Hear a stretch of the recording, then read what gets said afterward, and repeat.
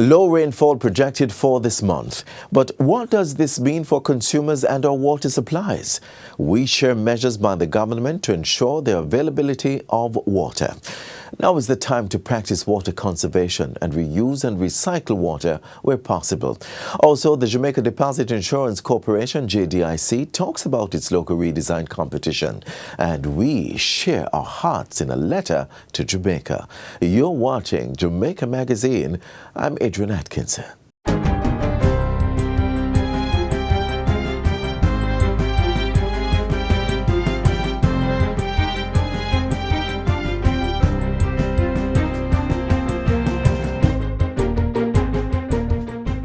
Good day, I'm Theodore Henry, and this is your JIS News for Thursday, August 13, 2026. The Jamaica Constabulary Force is reporting a 17% decline in all major crimes between January 1 and August 8 this year in comparison to the same period last year. The data shows that there were 101 fewer shootings, resulting in a reduction of 24%. Robbery followed the same downward trend with a 22.5% reduction, with murders dropping by 19.8%. Rape also declined by 11% and break-ins by 9.8%. Commissioner of Police Dr. Kevin Blake is encouraging members of the public to partner with the police in sustaining the momentum to build a society defined by peace. In addition, he says the strategy of the Jamaica Constabulary Force to reduce murders includes greater emphasis on addressing domestic and interpersonal violence. The Commissioner of Police asserts that while there have been improvements in the force's capacity to deal with these types of violence, the next level is to move more stridently into proactive intervention. The government is providing coordinated humanitarian and social support to residents of Cooper's Pen, Trelawney. Approximately 40 families were displaced when their homes were demolished on Tuesday in what the government says is a long-standing private matter and to which it had no part.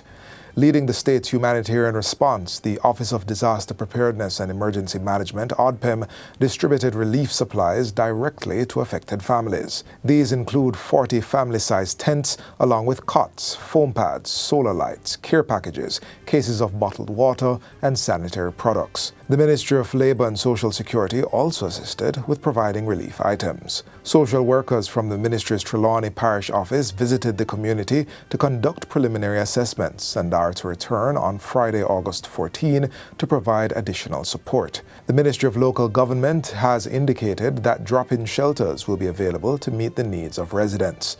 The ministry's Poor Relief Department, along with the Social Development Commission, will undertake further assessments of affected residents and households. And officers from the Child Protection and Family Services Agency, CPFSA, are also in the community, assessing the circumstances of affected children and families to determine what interventions may be required within the agency's mandate. The Bureau of Gender Affairs, BGA, is urging Jamaicans to speak up against domestic violence and refuse and reject abuse in all its forms. Director of Male Empowerment at the Bureau, Nashan Miller, says members of the public should not remain silent when they witness or become aware of abuse. Speaking at a recent JIS think tank, he stressed that people could report cases without revealing their identity. We're not saying that you're to allow everybody to know that, you're the one that is passing the information, but there are multiple channels, multiple ways that you can report cases, report matter, or if it's not for yourself, it's for other persons. Meanwhile, Sub-Officer in charge of the Domestic Violence Unit, Detective Sergeant Damian Hammond, is reaffirming the JCF's commitment to addressing the issue. We want to continue to reduce our crime statistics, particularly murders, and if we are not careful, domestic violence will push that up.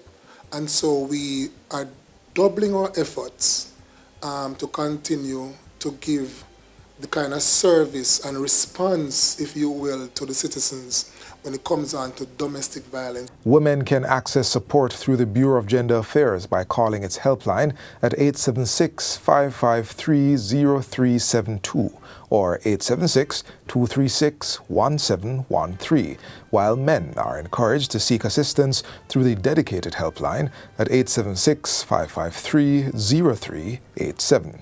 General calls can be made to the police by calling 119.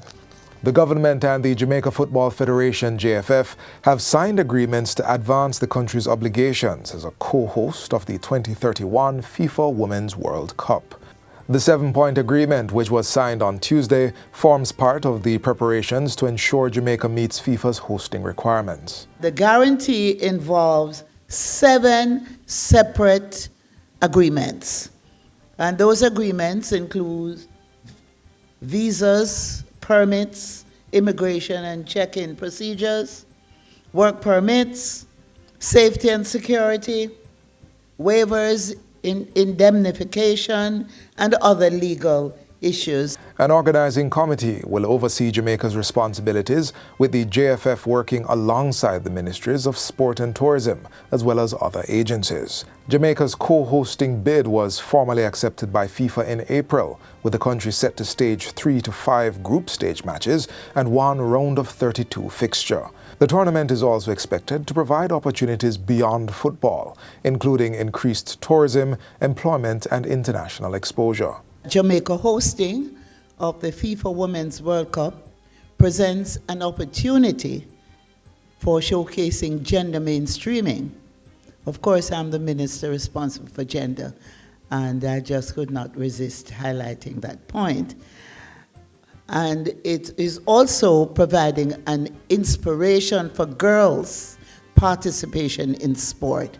The National Stadium is expected to be completed in 2029, giving Jamaica 2 years to prepare for the tournament. And finally, Jamaica will honor renowned sprint coach Stephen Francis at a Thanksgiving service to be held this Saturday, August 15, at the National Indoor Sports Center inside Independence Park. The service, which begins at 11 a.m., will pay tribute to the veteran coach who died on July 4 at age 64. In a press release on Monday, Minister of Sport Olivia Grange described Francis as an exceptional coach whose work brought pride to the country and transformed the lives of countless athletes. A condolence book was opened at the Ministry of Culture, Gender, Entertainment and Sport on Wednesday, allowing members of the public to record their tributes. World Athletics was among those expressing sadness at the passing of the world-renowned sprint coach. And that's it for JIS News Today. I'm Theodore Henry. Thanks for watching.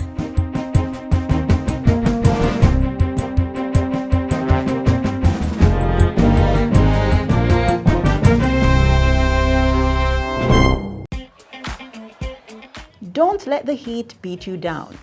Extremely hot days can affect your health, causing heat stress and heat stroke. Protect yourself. Seek sheltering from the sun and limit outdoor activities to mornings and evenings.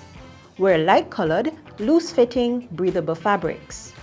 Hydrate with cool water and avoid sweetened drinks and beverages that contain alcohol. Don't let the heat beat you down. As the country continues to experience low rainfall, measures are being taken by the government and the National Water Commission specifically to manage water supply and facilitate the storage to meet the needs of key sectors. Here's an explanation of what's happening and what to expect.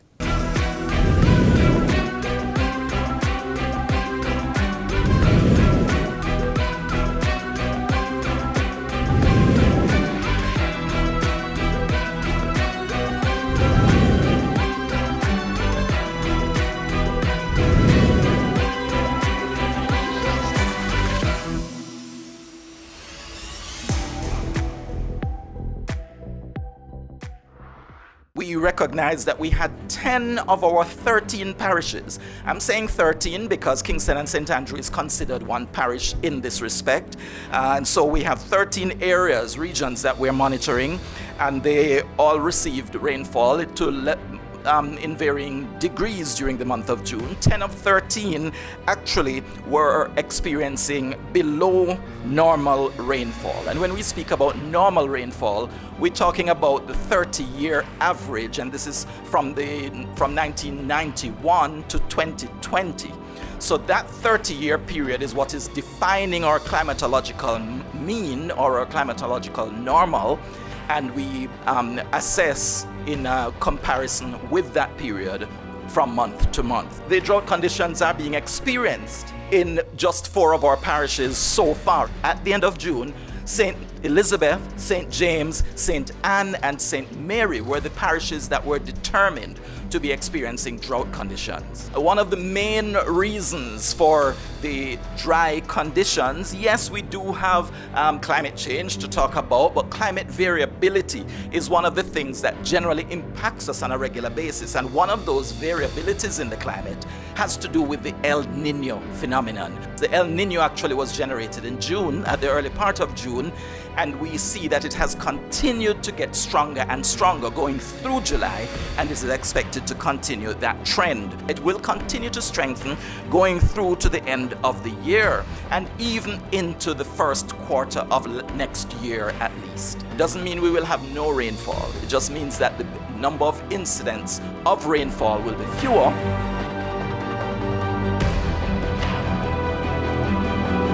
The NWC provides water to over 550,000 customers using an average of, say, 4 persons per household, which is what a customer represents for us.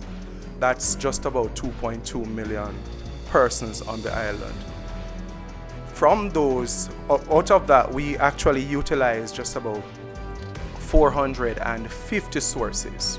And I want you to follow me now. So 450 sources, 2/3 of those are what you call surface sources, rivers or springs. A number of those sources now are actually showing signs of decline, especially in the parishes of St. Mary and Portland, some sections of St. Anne, and also what we call East Rural, West Rural, KSA, all right?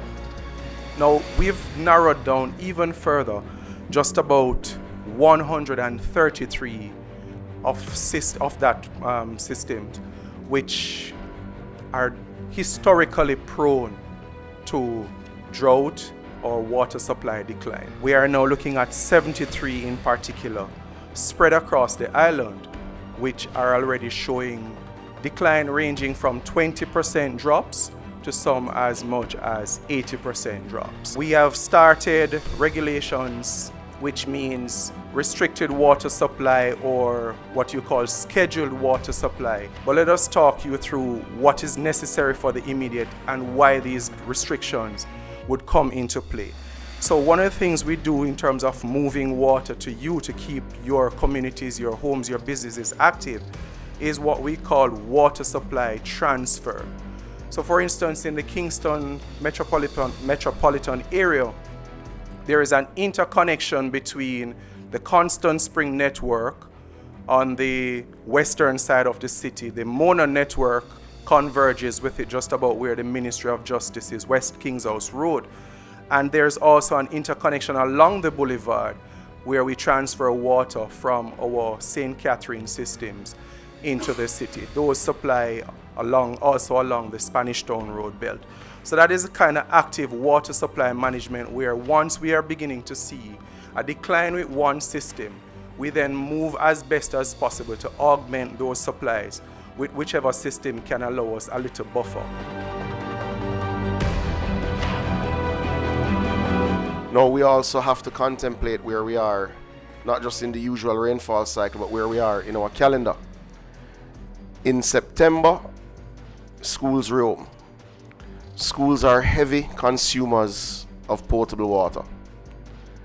As such, we are first encouraging conservation, but being very clear that as at August 10th, and I want members of the media to be very clear on this, as at August 10th, if the situation has not changed, meaning if the Met Service's evaluation of rainfall in July is as we suspect, that we had continued declines in rainfall, and if the forecast for the rolling 3-month forecast has not changed or has worsened, prohibition orders will come into effect.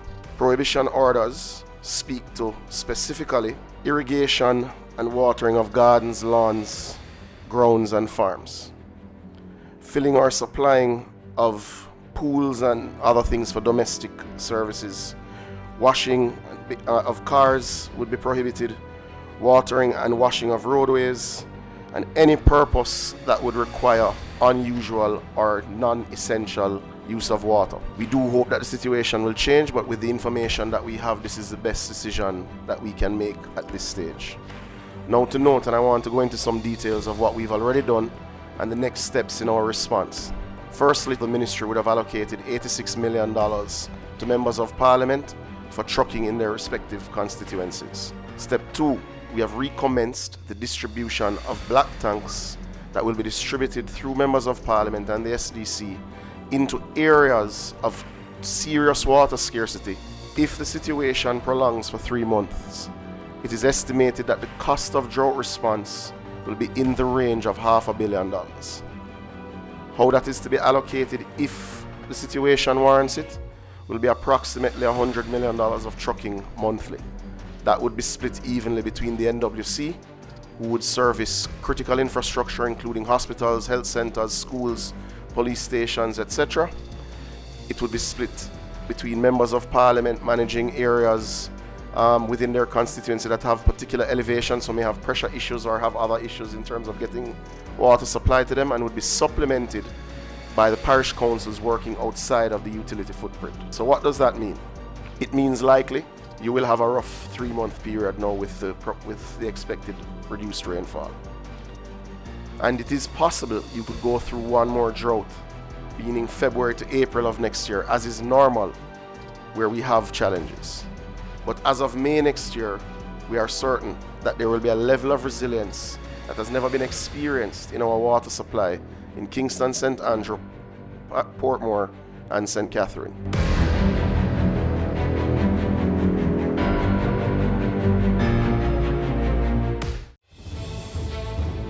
Water is precious. So we encourage everyone to practice the 4 R's of water conservation. Always remember to reduce your use of water wherever possible. Replace water wasting devices with water savings devices. Reuse water wherever possible. And wherever leaks are found, please repair them and repair them quickly. Don't delay. Practice the 4 R's of water conservation today. The Jamaica Deposit Insurance Corporation, JDIC, launched a competition for the redesign of its logo. It received 45 entries, and today we meet the top 3 winners. JDIC has a long 28-year history of supporting confidence and stability in Jamaica's financial system, fulfilling its mandate of protecting depositors and strengthening trust in the banking system. School-based competitions such as the logo redesign competition have been among the most effective and rewarding avenues for engaging young people. By engaging students at the primary, secondary, and tertiary levels, we create meaningful opportunities to connect with future depositors, innovators, and leaders.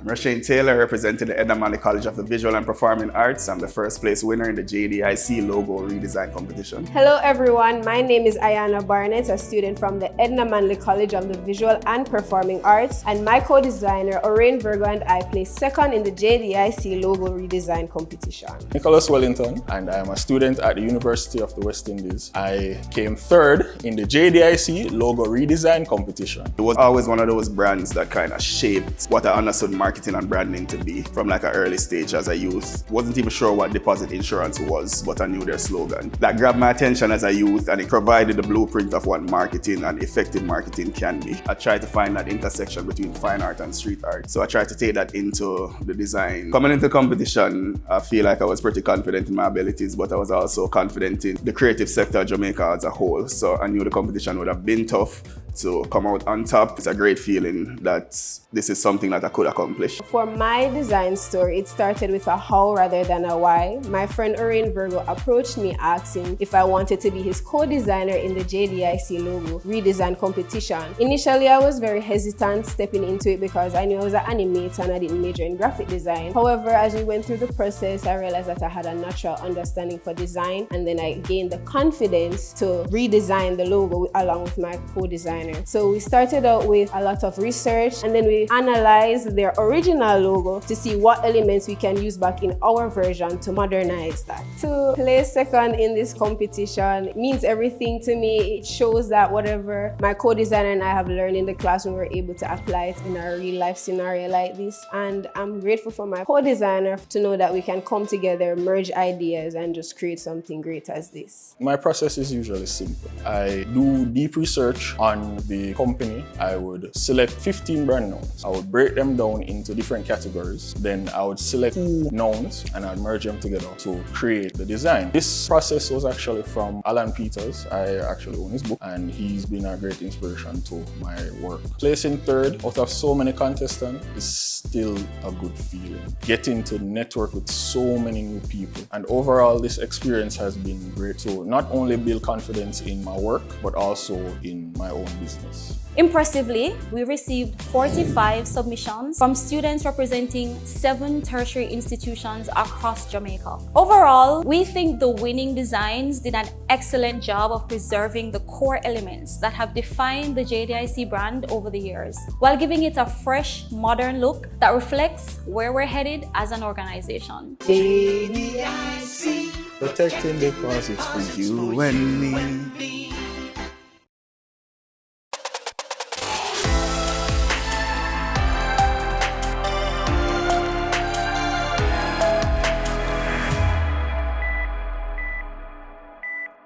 Have you ever thought about expressing how you feel about Jamaica? How would you do it? And what would you say? While you're thinking about it, here's what it could feel like.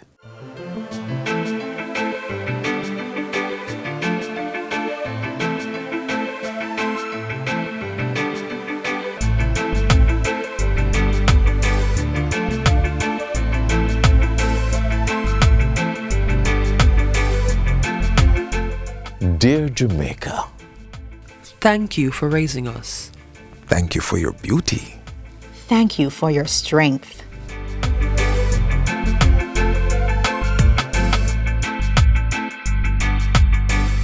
Dear Jamaica, thank you for giving me a place to dream. I hope every child can grow up safe, learn well, and believe that anything is possible. Thank you for our resilient farmers who toil the land, rear our livestock, and for all the hands that keep working. I dream of a country that will one day feed itself and honor those who labor. Jamaica, thank you for teaching us creativity. I dream of more opportunities for young people to build, to lead, to innovate, and to stay hopeful right here at home. Thank you for the rhythm in our feet, the music in our voices, and the colors in our stories. May we never forget the power of our culture. Jamaica, we have been through so much and still we rise. Thank you for teaching us how to stand tall even when the road was hard.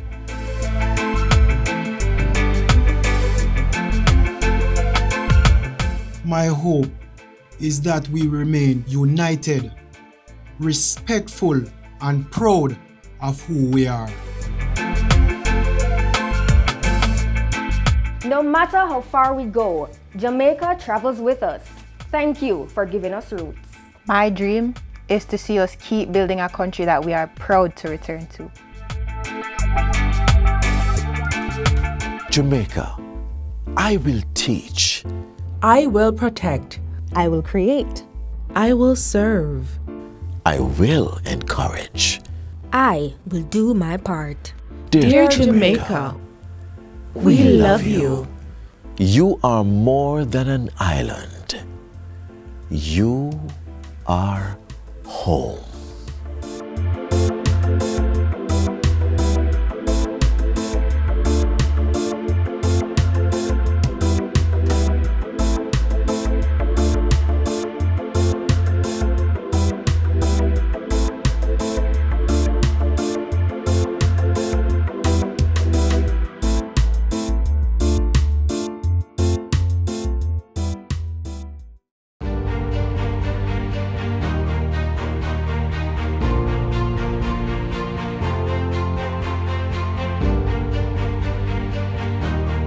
story is about Brother Anansi and the birds at Cherry Island. One morning, Anansi was very angry. What caused him to be so angry? He liked to sleep in bed. And that morning there was such a noise in the yard that he could not sleep. When he awoke, all the birds were there. Big birds with long beaks, little birds with short beaks, green birds, yellow birds, birds with long legs, birds with short legs. "What is this?" said Anansi. "Why did you wake me?" "We come here so early because we have to go far away." "Where are you going?" "We are going to Bird Cherry Island. All the cherries are ripe now." "Can I come with you?" "Yes, you could come, but you cannot swim and you cannot fly. If each bird lend me a feather, I will fly." So each bird lent to Nancy a feather, and they flew away to Bird Cherry Island. There they were, they ate cherries all day until it was evening. The birds were ready to go home. "Come, Brother Anansi, we are ready to go home." "What, me? And leave all these cherries here?" So the birds took back their feathers and flew away, leaving Anansi. Well, evening came and Anansi wanted to go home, and he could not swim and he could not fly. He walked down to the side of the sea and to see if he could find a boat. He didn't find a boat. He looked into water. He saw a big head with bright eyes and sharp teeth. He realized that it was Brother Alligator. "Brother Alligator," he said, "start befriending Alligator. I have some fine ripe cherries for you." "Bring them down to my wife. My wife is fond of bird cherries." So Alligator took the cherries down, and Mrs. Alligator was glad for it. It was late, so they said, "All right, Anansi, you can stay here for the night, and then we'll send you home in the morning." In the morning, it was his duty to take the 10 eggs that Alligator had to him to be washed. But in the middle of the night, he had already ate off 9 of the eggs, leaving only 1. He said, "Brother Alligator, I'll take the eggs one by one, because if I fall, they'll break in pieces." So Anansi took that 1 egg 10 times to Brother Alligator. The following morning, after the morning was rolling on, Alligator put him in a boat. 2 fishes rowed, and Anansi sat back in the boat. 1 fish could not hear well, 1 could not speak well. When they were far out at sea, Alligator discovered what Anansi had done. So he called out, "Bring back Anansi, bring back Anansi." The fish that could not hear well said, "What does he say?" And the one that could not speak well said, "Good, good, good." And Anansi said, "He says you have to row fast. A storm is coming." So they rowed fast and brought Anansi to his own shore. Well, what this story teaches is that you should not be ungrateful. The birds took him there, and then in the evening he suffered. He could not reach home easily. And it was only by luck that he got a ride to go home, and then he was even lucky that Brother Alligator didn't eat him. So he just escaped.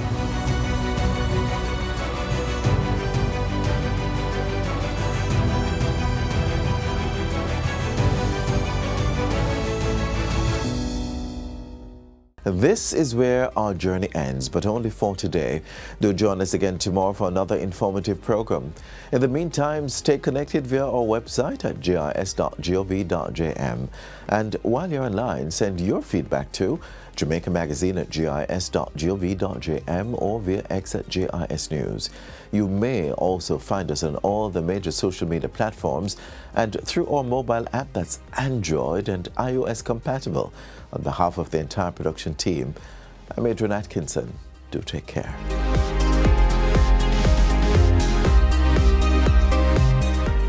This has been a production of the Jamaica Information Service, the voice of Jamaica.